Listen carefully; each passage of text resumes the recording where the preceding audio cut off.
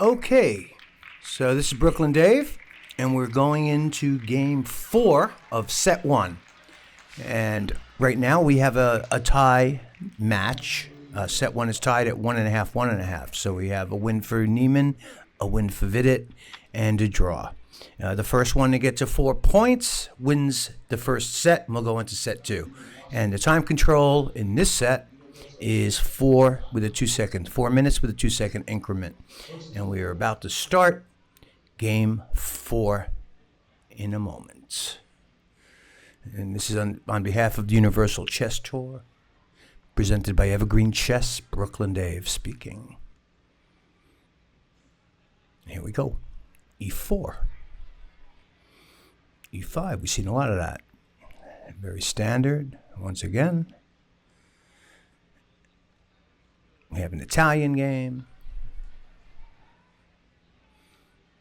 Whole book. And it's not exactly super exciting just yet, but hopefully we'll get there.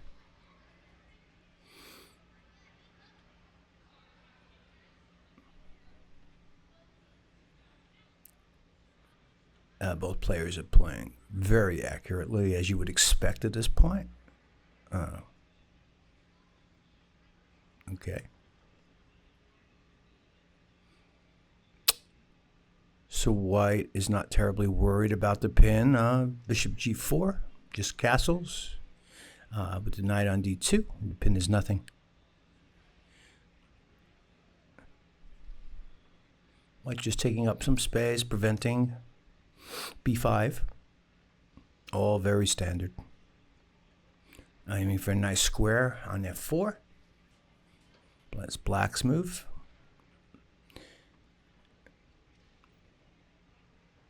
We're not worried about the double pawns here. The knight can go into f4, or it could take the bishop, or it could stay where it is. Or it could do this.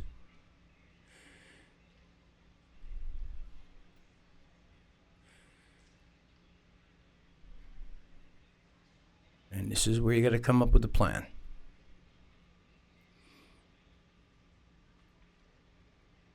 Okay. Still pretty standard. And black waited till h3, so that white had to take away from the center, but it did open up the f-file for the rook.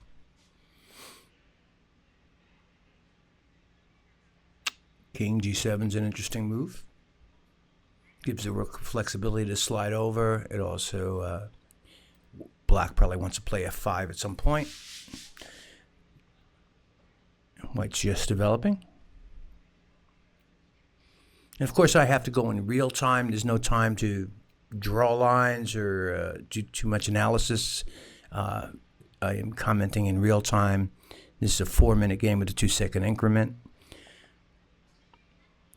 So we can't look at variations very deeply.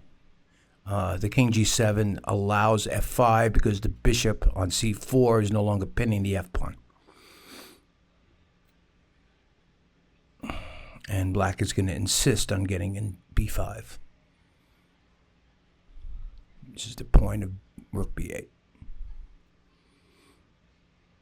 Hope you're enjoying the match so far. Okay, just developing a piece further. Taking up more space. Interesting. Everything is book up to this point, or at least the best moves, or good moves. No great moves, but these guys are pretty competent, so. All right, so that's the first move that the computer didn't like. Well, we could look at things like rook takes, but no. Rook takes f7 f6 doesn't look like too big a deal.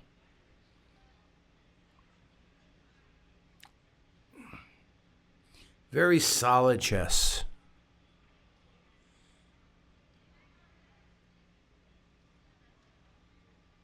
Okay, black taking up some space on the king side. White has the f-file. Okay, the computer didn't love that move either. But it did like bishop g5. Once again, probably getting ready to play f4 at the appropriate moment, which might be soon. Interesting maneuver. D4. And usually in these positions after D4 to take is a mistake, which would give white the duo on E4 and D5 and D4. So white doesn't take. I could maybe see a bishop C2 at the appropriate moment. White might play bishop C2, try to get something going on G6. A lot of maneuvering around, trying to get some kind of advantage. It's hard to come up with a real concrete plan. So that's why white's taking a while. Vidit has to come up with some kind of plan on how to exploit this. And knight C4, okay. I don't know if that's a plan or not. Don't forget, this is a very fast time control. Not very fast, but pretty fast. 4 minutes is not a whole lot of time to come up with deep. I think that knight maneuver, I think that knight might be going to E3. The C4 knight, that might be why I played knight C4. To put it on E3 and maybe drop it into D5 or help prevent F5. It looks like black can get an F5 when he wants at the appropriate moment.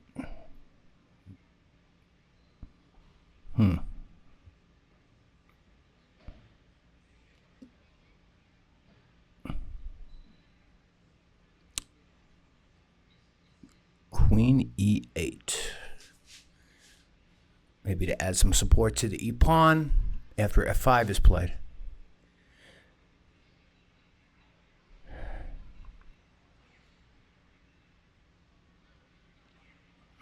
Just centering the rooks, developing his piece. Getting away from any funny checks with king H1.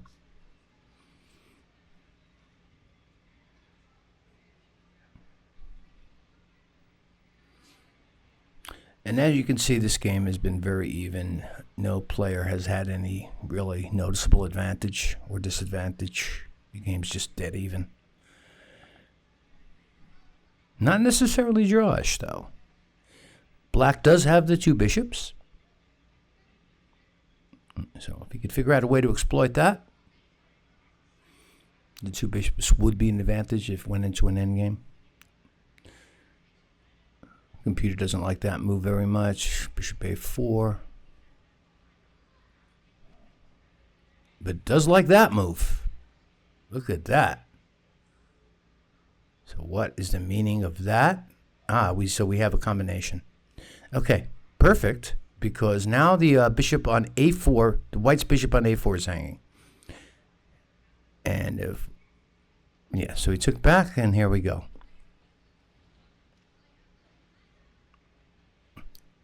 And we still have a fairly even. Black's kind of getting a little better here now.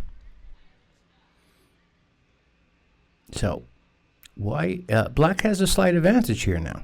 Maybe a winning advantage with perfect play. Interesting. So what you got is it's the pawn structure, I would think, that gives black the advantage, and the bishop is probably strong. Stronger than the knights. You got two bishops versus two knights, so that's an advantage. But how to exploit it? Taking the open file is never a bad idea, although it didn't like it particularly here. And Peter didn't love this either.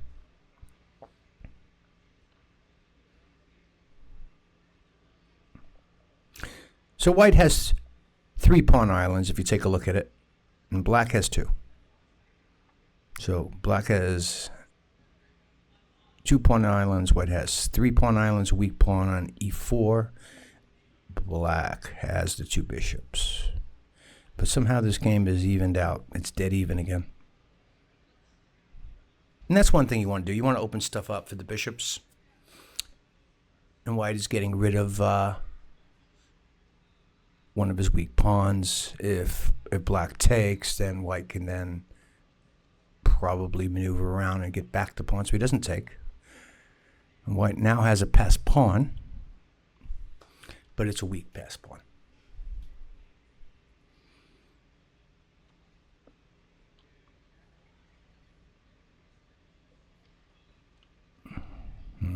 Interesting. Black could try to trade into an endgame here. I think black would have a much better endgame.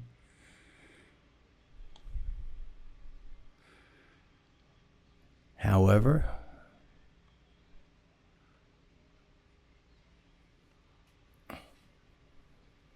trying to get a bishop, and maybe he's going to get one. Ooh, didn't like that. Didn't like that. So, you would think that white would take the bishop. There it is. Takes back. Yeah, so now it says it's dead even, but it looks like I guess it's drawish here. I don't know. And black is up a pawn. But white can get back some pawns right now.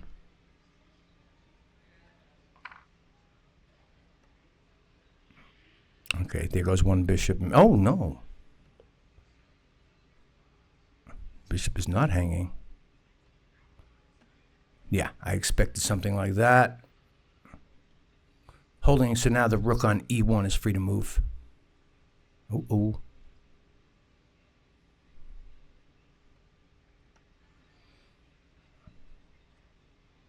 These games are very even.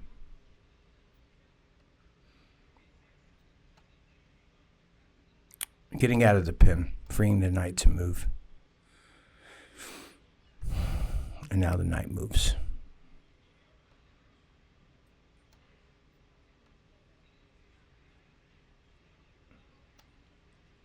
Didn't like that.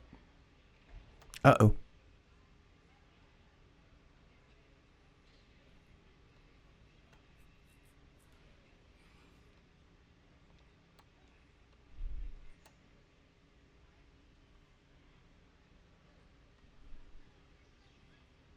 So which position would you like?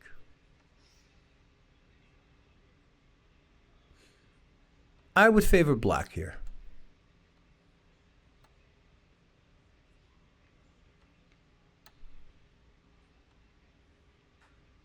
Although the computer has it dead even.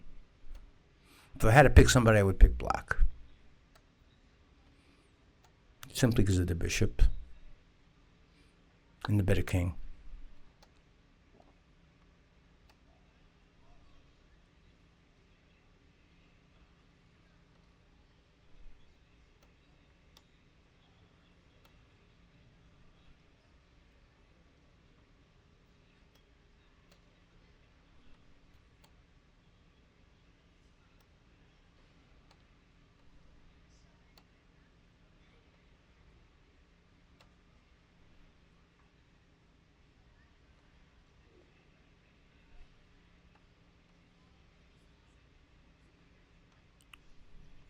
Very even game here, at least on the board.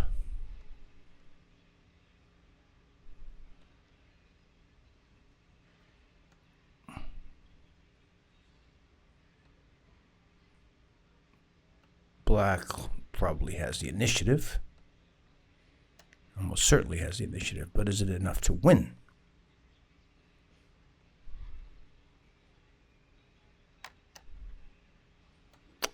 We're just in the time blitz now. There's not much to do here, I don't think.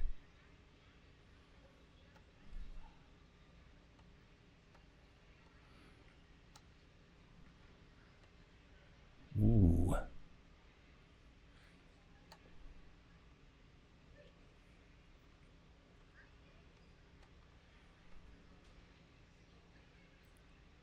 Interesting. Strange as it may seem, this is very drawish now, but if anybody has the better winning chances, probably black. Because a rook and a knight does not win against a king and a rook in a position like this, at least not with best play. I mean, it's very drawish. All things equal, this is a draw.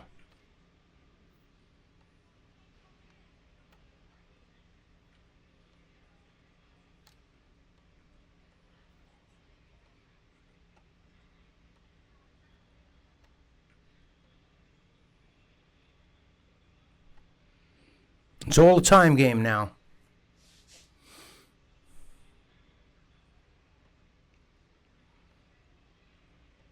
Barring a huge blunder, this should be a draw.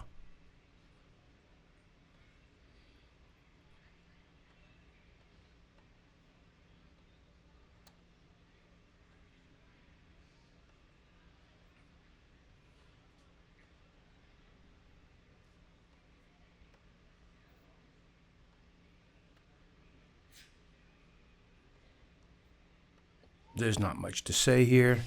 The game is continuing.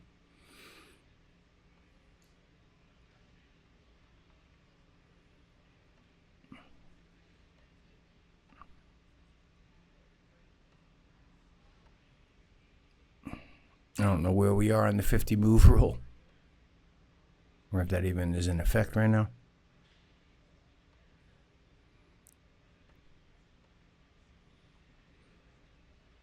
These guys do not want to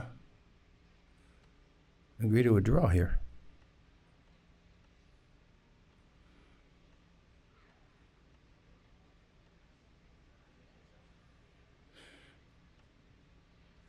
Very combative that they still are playing this out.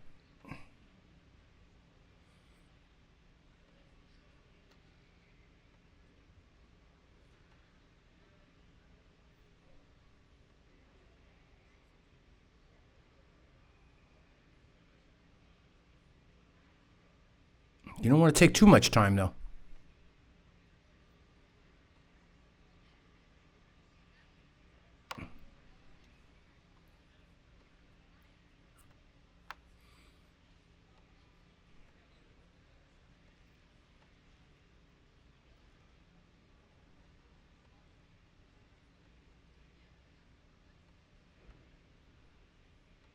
Oh.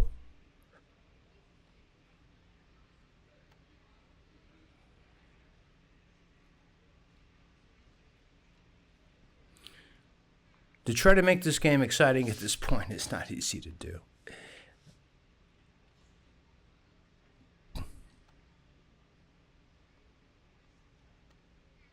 What is amazing is how quickly these guys can play, and you don't see any huge blunders, because that's what it's going to take.